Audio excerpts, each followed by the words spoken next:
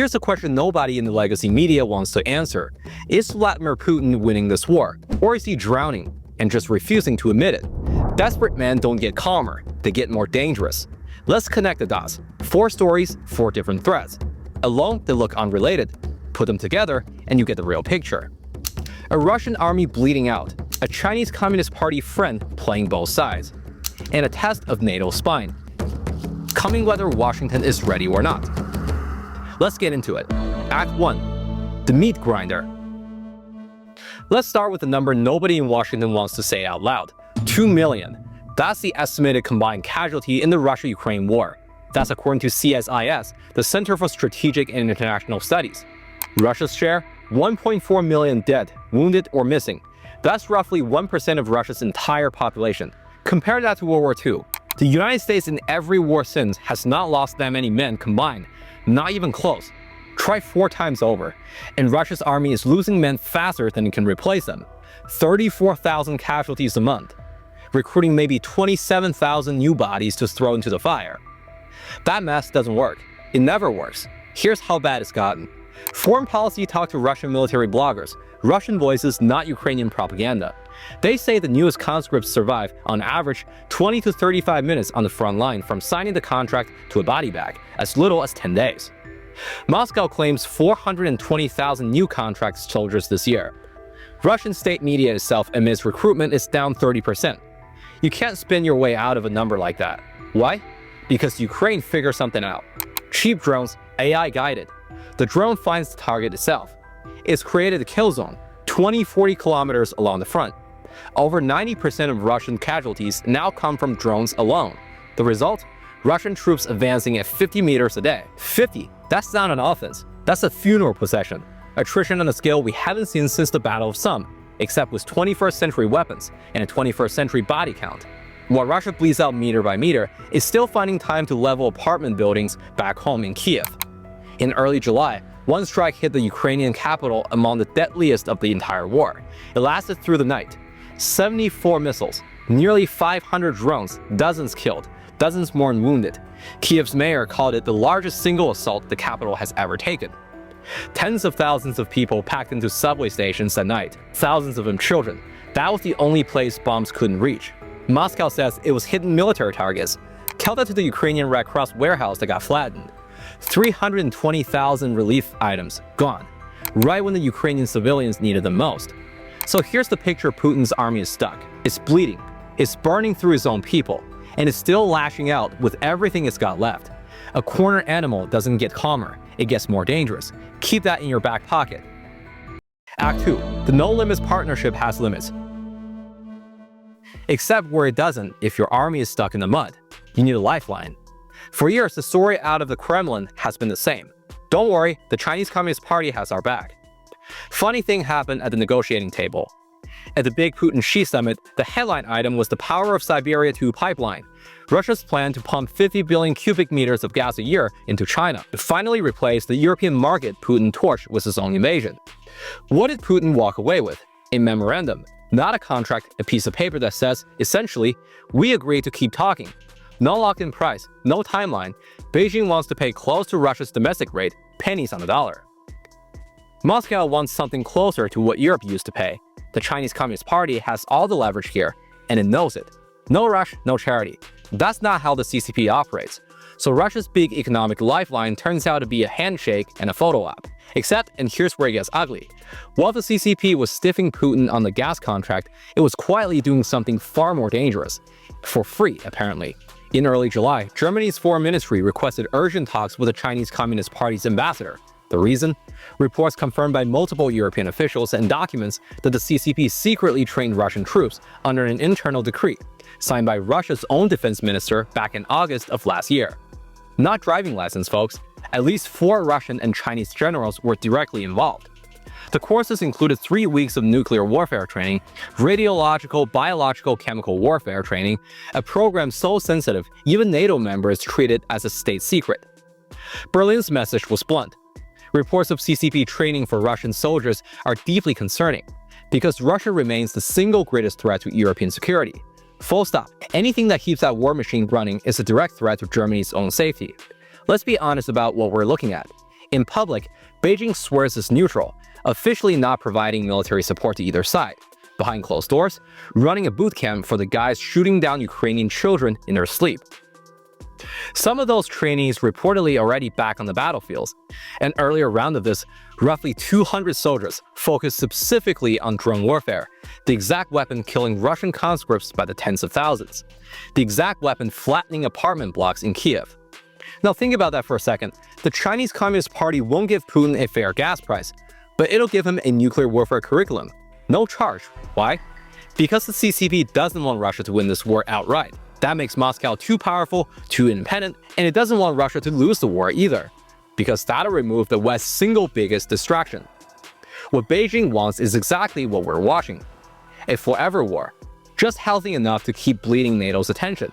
Its weapons, its money, while the CCP builds its own military and squeezes Taiwan in the shadows. That's not neutrality, that's a puppet master, keeping both hands on the strings. Brussels has noticed over 100 Chinese individuals and companies are already under EU sanctions for helping Moscow dodge the West's economic pressure. Act 3. The dress rehearsal nobody talked about. While everyone watches the front lines in Ukraine, Russia's been running a different operation, quietly, over Europe's own skies.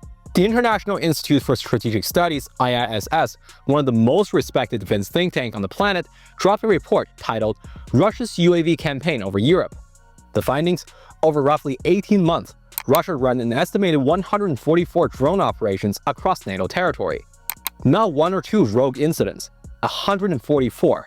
These drones flew over more than a dozen NATO countries, plus Ireland for good measure. They shut down Copenhagen's airport multiple times. They buzzed military bases across Britain, Germany, the Netherlands, Belgium. And here's the part that should make your blood run cold. They went sniffing around France's nuclear submarine base at Ile Lounge. They got close to bases in the Netherlands and Belgium believed to host America's own B-62 nuclear weapons under NATO's nuclear sharing agreement. Russian drones probing the perimeter of nuclear infrastructure in Western Europe. And by the IISS's own assessment, getting away with it, largely with impunity. How? Europe built an air defense system to stop fighter jets and cruise missiles. Big, expensive, sophisticated. Nobody built it to stop a $2,000 drone flying under the radar. Literally, even Europe's fix, an anti-drone shield sometimes called the drone wall, isn't expected to reach initial capability until the end of the year. And even then, it can only shoot drones down after they cross into NATO airspace, zero authority to touch the launch platform. And what's the suspected launch platform? Russia's so-called Shadow Fleet, the same tanker Russia uses to smuggle sanctioned oil around the world. IISS said this likely doubled as floating drone launch pads. The same ships funding the war are the ships probing NATO's nuclear facilities.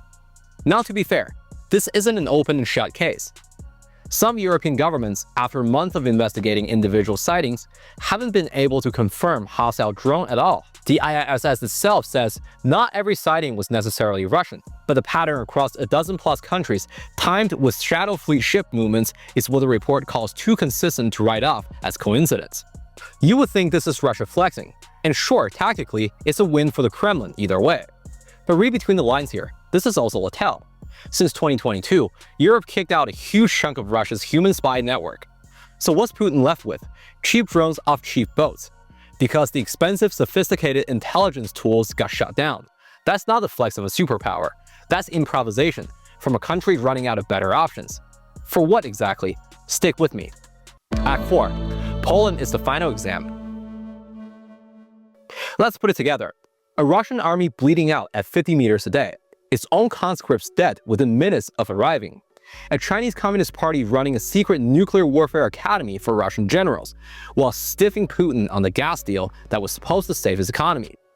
More than 100 suspected drone runs, mapping holes in NATO's defenses. Now overlay the new piece. In early July, The Telegraph reported that Western intelligence services have repeatedly warned Warsaw. Russia is planning an armed provocation against Poland. Not hypothetically, in the coming month. They've apparently got a menu of options. Door number 1, send a jet buzzing the border. Maybe fake an airstrike, force Poland to light up its air defenses just to see how fast, how coordinated, how serious the NATO response really is. Door number 2, send drones or missiles after Polish infrastructure, power plants, the stuff that keeps the lights on. Door number 3, the nuclear option, so to speak. An actual limited incursion, boots on the ground, out of Kaliningrad. or with a little help from Belarus. And if it goes wrong for Moscow, they've already got the excuse ready. Oh, GPS malfunction. Oh, we were rescuing a downed helicopter. Same playbook every bully uses on a playground. Poke the kid. If the teacher shows up, say it was an accident. Here's Putin's actual bet. Poland flinches. Instead of NATO responding with force, Washington leans on Warsaw to negotiate. Russia pulls its troops back under the banner of a deal. The Kremlin gets to go on state television and claim it made NATO blink. Then the real price comes out, using that leverage to demand the West cut off aid to Ukraine. Provoke de-escalate on camera. Cash in the chips. NATO isn't blind to this. In June, Latvia hosted a major NATO naval exercise, with the US Navy and Marines front and center. A not so subtle message. Touch the eastern flank, you're touching American troops. Germany's Air Force Chief Holger Neumann came right out and said it. Any Russian provocation and NATO's answer could be a direct strike on Kaliningrad itself, St. Petersburg, the Kola Peninsula, where Russia is amassing nuclear weapons, the Black Sea Fleet. The timing isn't accidental either.